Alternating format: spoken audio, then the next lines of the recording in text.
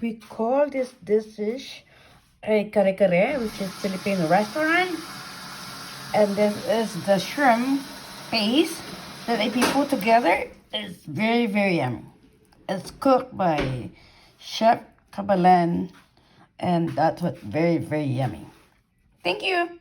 Subscribe and likes, please.